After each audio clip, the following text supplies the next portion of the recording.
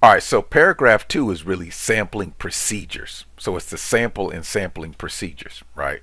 So here we're going to define the sampling strategy used for your study, justify the sampling strategy used for your study, describe the sampling frame inclusion, in other who qualifies for the study, and then describe the sampling frame of exclusion, who does not qualify. Okay? All right, so let's look at an example. A non-probability sampling technique was used to acquire respondents. Okay? Specifically, a convenience sampling approach was used. Okay, so here they're using a convenience sampling approach. So that's the sampling strategy.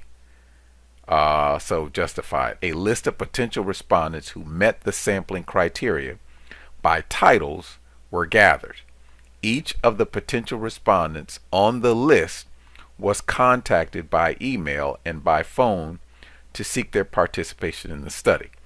All potential respondents were employed at K through 12 institutions at the time of the survey conducted. All right.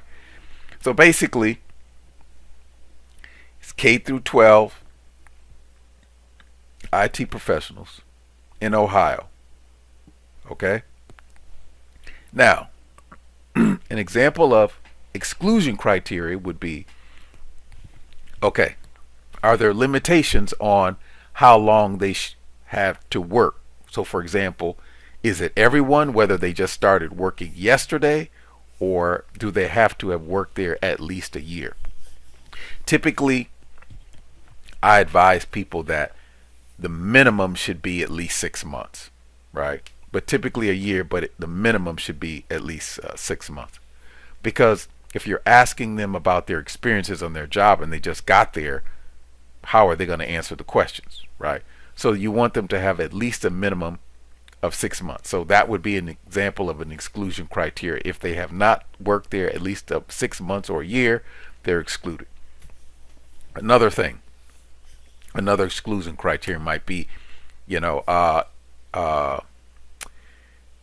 certain departments, right? So it's IT, right? So is it IT across all departments, or maybe it's just IT,